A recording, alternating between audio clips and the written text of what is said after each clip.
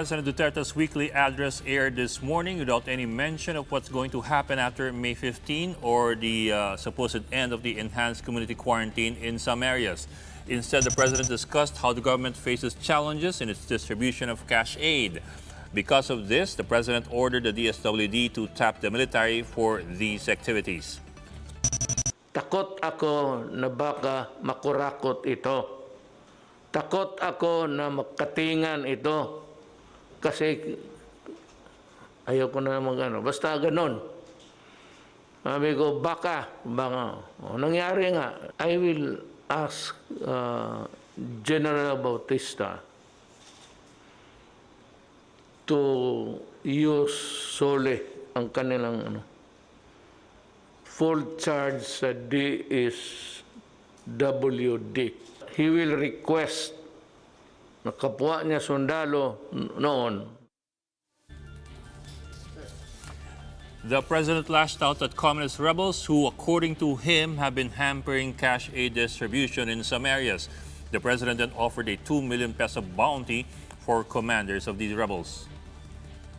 Pag nakapatay kayo ng commander o nakapagturo kayo saan natutulog yung commander o makitulog yan sila o nakitulog. Sabihin lang ninyo sa akin at 2 million ang basta yung top commander. 1 million yung mga ganun. I think 2 million. The president also reminds the public to follow quarantine protocols but did not discuss details of the government's plan of action in the coming weeks. The easing up of the restrictions, hindi yan sabihin na wala na ang COVID. Just because we allowed certain people, we cannot afford a second or third wave na mangyari. Senator Imee Marcos says there is no point in allowing POGOs to operate amid the ongoing ECQ. In an interview with 1PH's Sa Totoo Lang, Marcos said that government should not expect substantial revenues from POGOs when they cannot even pay their taxes right. The lawmaker also raised concerns over the supposed criminal activities that are associated with offshore gaming. Senator Marcos also pointed out that we should recognize and respect China's crackdown on the industry. China had previously asked the administration to ban POGOs. The legislator said it is not the time to get on China's bad side. Kung sinasabi ni Presidente na buksan natin para lang magkapera tayo, hindi ko siya naintindihan. Zero ang binayad nila na prangkisa, yung franchise fee. Ang laki-laki pa ng utang nila, halos lahat hindi pa nagbabayad sa PAGCOR. Kung para sa pera to, pang fundraising ika nga ng COVID, abay, kulang naman ito kasi yung kinikita natin na 72, 73 million, napakaliit naman nun sa perwisyong dinudulot. May money laundering na, may prostitution, may kidnapping for ransom. Another problem sa tingin ko, yung relations natin with China. Kasi sa totoo lang, piko na yung China dyan sa mga pogong yan. Kailangan natin ng China ngayon, dapat mabuti tayong mga kapitbahay sa China kasi we need their help dito laban sa COVID at sila ang may experience at gamot para dyan. Up next, Tropical Depression Ambo maintains its strength while hovering over the waters east of Surigao del Norte. That story and more when One News returns.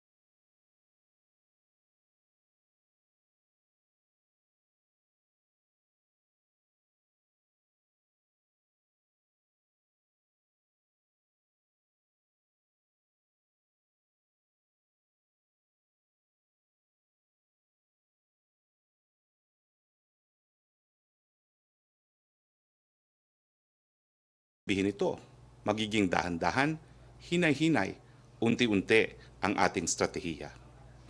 Sang-ayon nga po sa rekomendasyon ng WHO, kinakailangan ang pag-lift ng ating ECQ dapat maging gradual, incremental or phased out.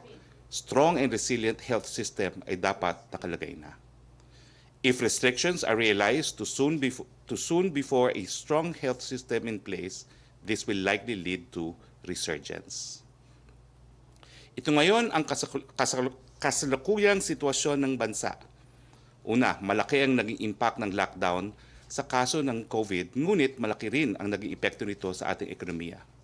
Limitado ang government resources, kaya kinakailangan natin na mag-generate ng resources para sa pangmatagalang laban sa COVID. Kailangan ibalanse ang kaligtasan at ekonomiya. Sa hinaharap, kung walang economic interventions, ang mga kakalabasan ay mas makakadulot ng pinsala kaysa sa epekto ng COVID. Balitang IAFTA tayo. Kahapon po, naapruban po ang Resolution number 35 na naglalagay sa green o ang tawag po nila dito ay low-risk areas at hindi na po siya mapapasailalim sa community quarantine. Makikita niyo po sa mapa kung ano itong mga low-risk areas. Sa Luzon po, sa Region 1, ito po ang Ilocos Norte, Ilocos Sur, La Union, Pangasinan, Dagupan City. Sa Region 4B, ito po ang Marinduque, Occidental Mindoro, Oriental Mindoro, Romblon, Palawan, Puerto Princesa City. Sa Region 5 po, ang Albay, pero meron po yung recommendation na dapat tignan muli ang datos pagdating po ng 14 ng Mayo. Camarines Norte, Camarines Sur, Catanduanes, Masbate, Sorsogon, Legazpi City. Titignan din po ang datos pagdating ng 14 May at Naga City. Nasa low-risk area rin po at hindi na nasa ilalim ng community quarantine sa Region 6 ang Aklan, Antique, Capiz, Guimaras, Iloilo, Negros Occidental, Iloilo City at Bacolod City. Sa Region 8 po, nasa low-risk area, wala na pong community quarantine, ang Biliran, Eastern Samar, Leyte, Northern Samar, Western Samar, Southern Leyte, Ormoc City at Tacloban City. Sa Mindanao naman po, sa Region 10, wala na pong community quarantine sa Bukidnon, Camiguin, Lanao del Norte, Misamis Occidental, Misamis Oriental, Cagayan de Oro City. At sa Region 12, North Cotabato, South Cotabato, Sarangani, Sultan Kudarat, General Santos City. Sa BARM, ang Basilan, Lanao del Sur, Maguindanao, Sulu, Tawi-Tawi, Cotabato City. Pero hindi po pwede magpabaya ang mga lugar nito dahil nga po hindi nakikita ang kalaban at po pwedeng pasukan pa rin ang mga lugar nito. Samantala, linagay naman po natin sa orange or mapapasailalim sa GCQ ang mga areas na ito. Sa Luzon po, naka-GCQ ang Cordillera Autonomous Region, Abra, Apayao, Benguet, Ifugao, Kalinga, Mountain Province at Baguio City. Sa Region 2, naka-GCQ rin po ang Batanes, Cagayan, Isabela, Nueva Vizcaya, Quirino at Santiago City. Sa Region 3, Aurora, Bataan, Bulacan, Nueva Ecija, Pampanga, Tarlac, Zambales, Angeles City, titignan din po ang datos pagdating ng May 14, Olongapo City. Sa Region 4A, Cavite, titignan din po natin ang datos pagdating ng May 14, Quezon, Rizal, Batangas at Lucena City. Sa Visayas, ang mga lugar pong ito ay nasa ilalim ng GCQ at ito po ay epektibo 16 May hanggang 31 May. Bohol, Cebu, Province po. Cebu Province po yan. Negros Oriental, Siquijor, Mandaue City at ang Lapu-Lapu City. At sa Mindanao naman, nasa ilalim po ng GCQ sa Region 9. Zamboanga del Norte, Zamboanga del Sur, Zamboanga Sibugay, Zamboanga City at Isabela City. Sa Region 11 po, Ang Davao City, subject din po sa verification sa 14 May. Davao de Oro, ganun din po. Titignan din po natin ang ang mga datos pagdating ng May 14. Davao del Norte, Davao del Sur, Davao Occidental, Davao Oriental. At sa Region 13, sa Caraga po, ang mga probinsyang nasa alalim ng GCQ ay ang Agusan del Norte, Agusan del Sur, Dinagat Island, Surigao del Norte, Surigao del Sur, at Butuan City. Meron po tayo ngayong tinatawag na Modified Enhanced Community Quarantine. Ano po ito? Susubukan po nating linawin ngayon. Pero dahil Modified Enhanced Community Quarantine, naka-ECQ pa rin, pero meron na pong mga ilang industriya na magbubukas. Ano po itong mga lugar na nasa ilalim ng Modified Enhanced Community Quarantine, epektibo ng 16 May hanggang 31 May? Ang probinsya ng Laguna, lahat ng highly urbanized cities ng National Capital Region, kasama na po ang municipality ng Pateros. At sa Visayas, kasama po dyan ang Cebu City. Now, lahat po yung mga probinsya, mga highly urbanized cities, yung mga independent component cities na nakarakterize as low, moderate, and high risk. Low po yung green, moderate yung yellow, at ang high risk ay pula, may appeal their classification to the IATF Screening and Validation Committee with the concurrence of the regional IATF, not later than 13 May 2020. Ano ba ho ibig sabihin at anong pagkakaiba ng modified ECQ sa ECQ? Makikita po natin ito sa table na ito. Yung ating patakaran ngayon po sa ECQ, wala pong movement regardless of age and health status. Halos wala pong economic activity except dun sa mga utility services, gaya ng pagkain, power at tubig, at other economic sectors. No? Wala pong transportasyon ng pangpubliko at wala rin pong physical na mga klase. Sa ilalim po ng modified ECQ, limitado po ang movement ng tao para po sa pagkuha ng essential services and work. Ang pagkakaiba po, bubuksan natin unti-unti ang ekonomiya. Magkakaroon po ng operasyon ang piling manufacturing and processing plants up to a maximum of 50%. Ano po itong mga industriya nito? Isasapinal po ngayong araw yan. At bibigyan natin ng anunsyo kung hindi mamayang hapon. Bukas po, magkakaroon din tayo ng press briefing. Wednesday, normally wala pong press briefing. Magkakaroon po tayo bukas para idetalye kung ano po yung naaproba ng IATF ng mga industriyang magbubukas. Magkakaroon din po tayo siyempre dahil meron ng pasok ang ilang mga industriya sa modified ECQ ng kaunting limited transportation services para po sa mga papasok sa trabaho at para po dun sa magbibigay ng essential goods and services. Suspendido pa rin po ang lahat ng klase sa lahat ng antas. Sa GCQ na matagal na po natin pinag-uusapan, alam naman po natin na limitado rin ang movements, pero ang operasyon ng gobyerno at halos lahat ng industriya ay balik na up to 75%. Ang mga exceptions lamang ay yung mga mataong mga industriya, no? At saka yung para sa amusement at saka yung mga para sa mga kabataan. Pero meron lang po tayong limited na transportation services kung saan oobserbahan po ang social distancing. At po pwede po ang flexible learning, hindi pa rin po pwede ang face-to-face learning. Now, bukas po, ididetalye natin kung ano yung mga industriya sa modified ECQ na po pwede nang mag-operate. Ano pa po ang diferensya o pagkakaiba ng modified ECQ?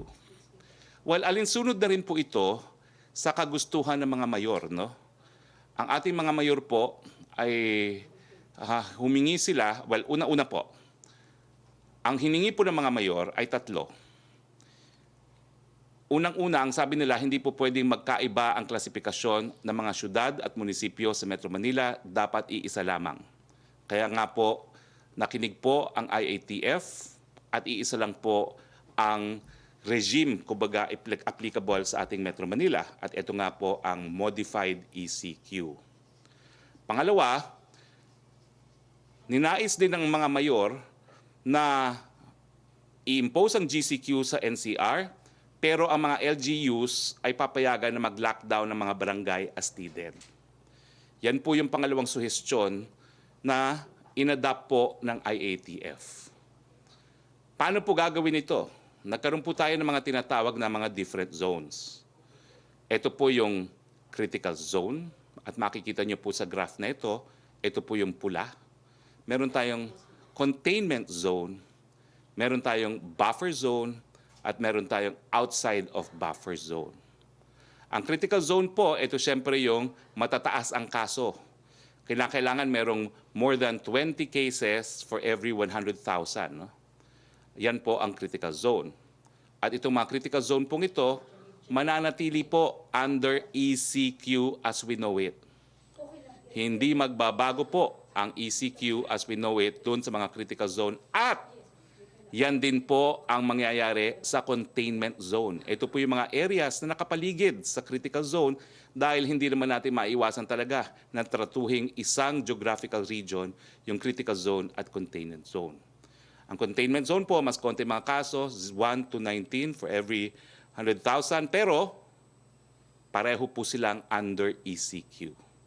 Doon naman po sa buffer zone at saka doon sa outside of the buffer zone, doon po hahayaan ng magbukas ang ilang mga industriya.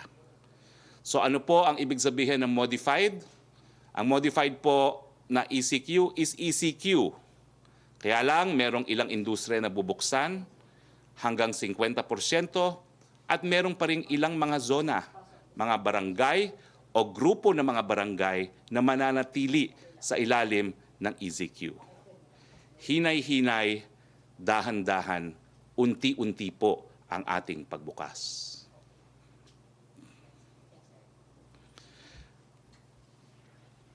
Now, para po dun sa mga areas na mapapasa ilalim sa modified ECQ, again, ang effectivity po nito ay May 16 hanggang May 31.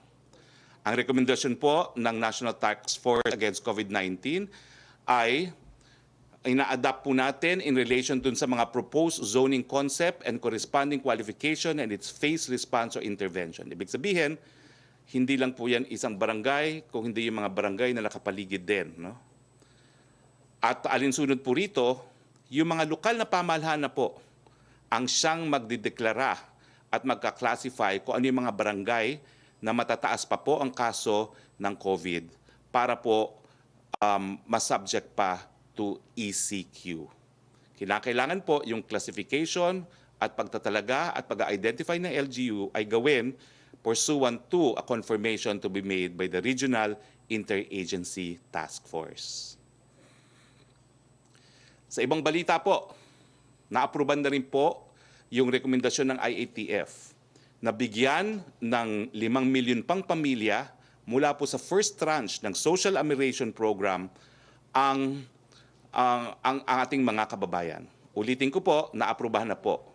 Hindi lang 18 milyon ang mabibigyan po ng SAP sa first tranche, nadagdagan na po ng 5 milyon. Pero dahil limitado po ang pondong binigay ng Kongreso, yung mabibigyan po sa second tranche ay yung lamang mga nananatili sa ECQ na dineklara nung pangalawang buwan ng ating Pangulo. Malinaw po yan. Doon sa unang buwan, lahat ng nasa ECQ may ayuda. Sa pangalawang buwan, yung mga lugar na nakatira lamang sa ECQ o may ayuda, wala na pong ayuda. Okay, we were listening to Presidential Spokesman Harry Roque, who is still actually talking about the SAP program and how it applies to the second month. With an additional 5 million families to the 18 million families originally programmed for the first month. Pero ang sasabi ngayon ni Spokesman Harry Roque, at least until we got cut off, was that yung bibigyan lamang ng second tranche ay yung nandun sa ECQ areas after May 15. So that will only relate to, I suppose, NCR, Cebu, and Laguna. So yung ibang mga nasa ECQ before May 15, mukhang matatanggal na doon sa SAP program for the second month. Pero yun, medyo naputo na tayo. But anyway, we'll go back to what spokesman Harry Roque was talking about earlier. Na-aproba na po yung rekomendasyon ng Interagency Task Force also based on the Metro Manila Council recommendations. So ang nangyari po dyan ay mananatili na lamang po doon sa ECQ pero modified ECQ yung mga lugar ng Laguna, National Capital Region at Cebu pagsapit po ng May 16. Originally po kasi nasa ECQ pa yung Region 4A, yung Region 3, yung Pangasinan, yung Benguet, yung Cebu at yung Davao. Nasa ECQ yan until May 15. Pero after May 15, matitira lang po sa modified ECQ yung Laguna, NCR at yung Cebu. So matatanggal po yung almost all of Region 4A, yung Region 3, yung Pangasinan, yung Benguet at as well yung Davao area. So yun po, everybody else will go into other classifications. The other classifications are these.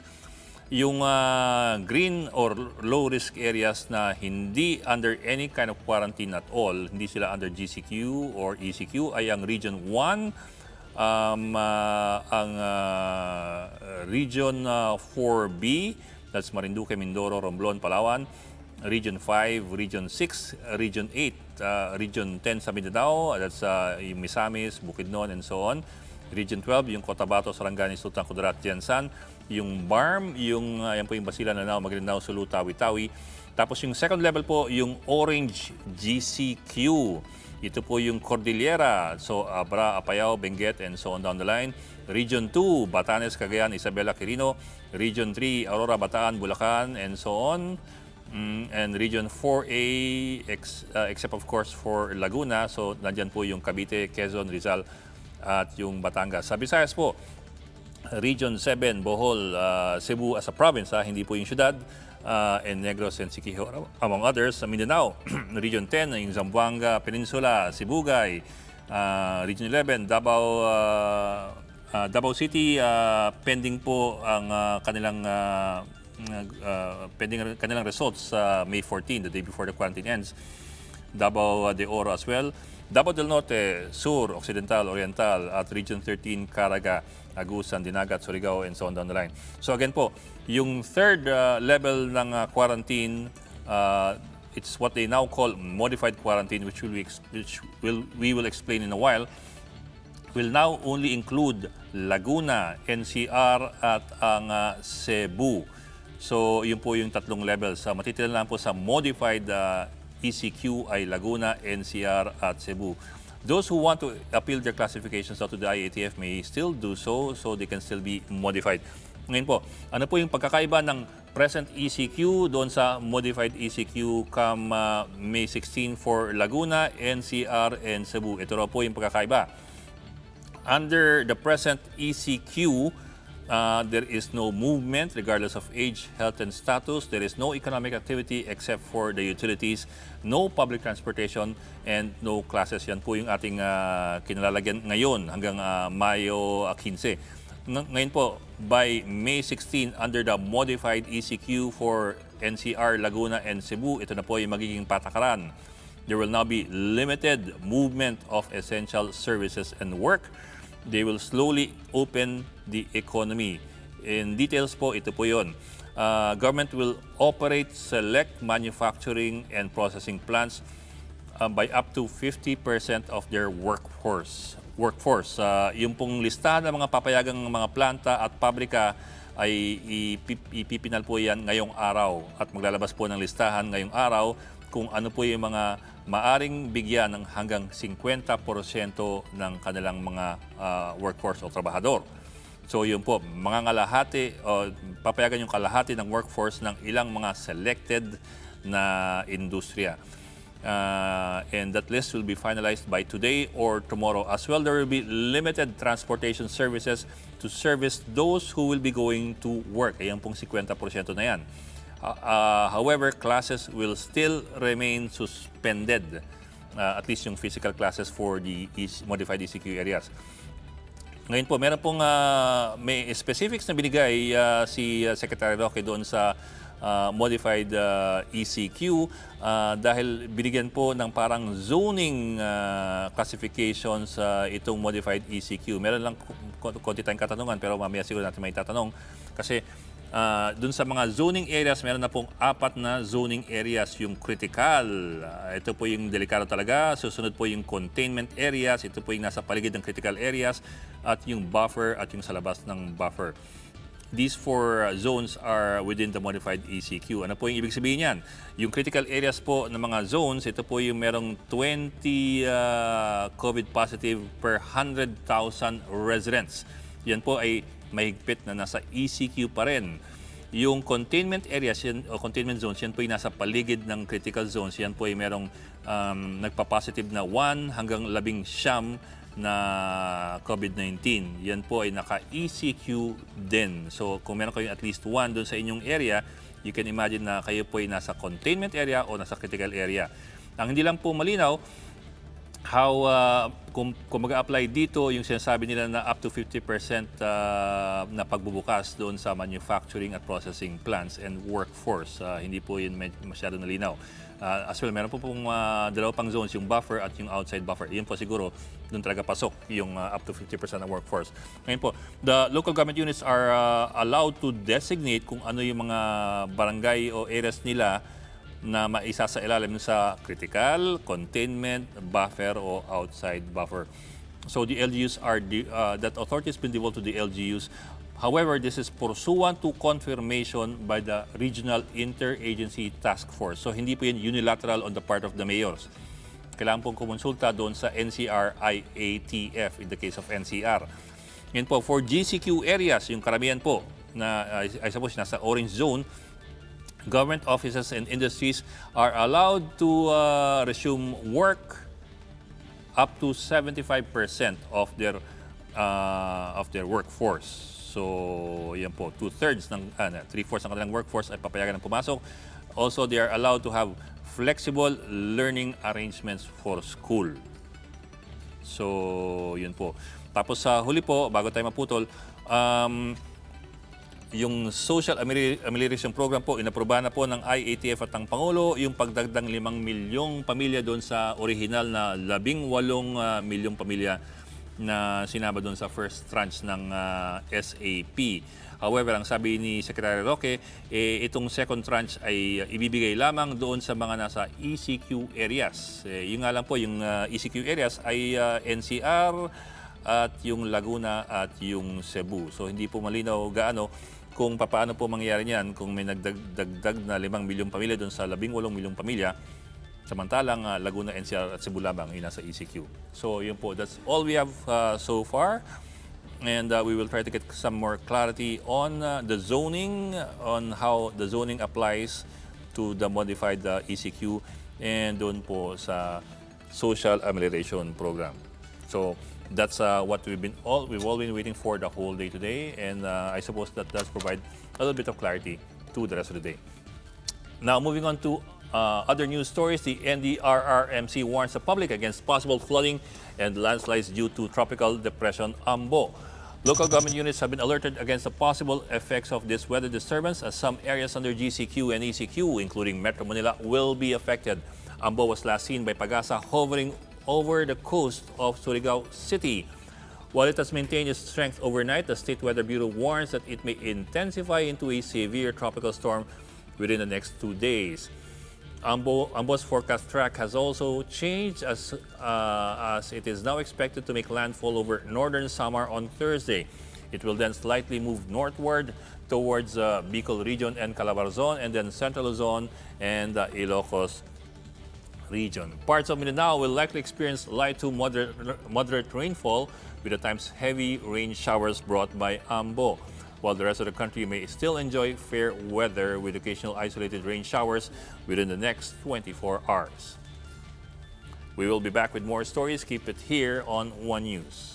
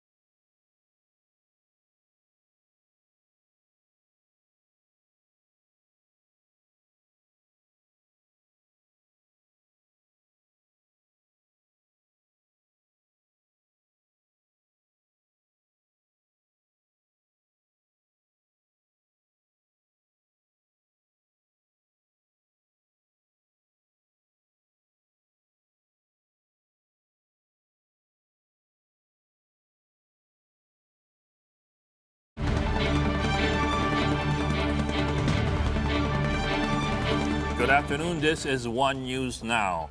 Agriculture Secretary William Dar assures the public that Filipinos will not go hungry during this health crisis. In an interview with One News, the chiefs, Dar explained that our country has a sufficient rice inventory of 94 days or more than 3 months. However, Dar admits that our fishery stock is dwindling. Aquaculture kasi close season itong last quarter toward and up to early part of the year. So yung close season ay apektado yung catch sa mga municipal water. That's why we will up the game in terms of doing much more aquaculture. When it comes to poultry supply, the Agriculture Secretary notes the positive effects of the quarantine period on the containment of African swine fever. Now, despite this, Dar says there is a shortfall in pork supply in the country, but this is compensated by an oversupply of chicken. By the end of this year, because of ASF, nandito pa eh. So, mayroon tayong kunting pagkukulang dun sa pork. mga isang buwan.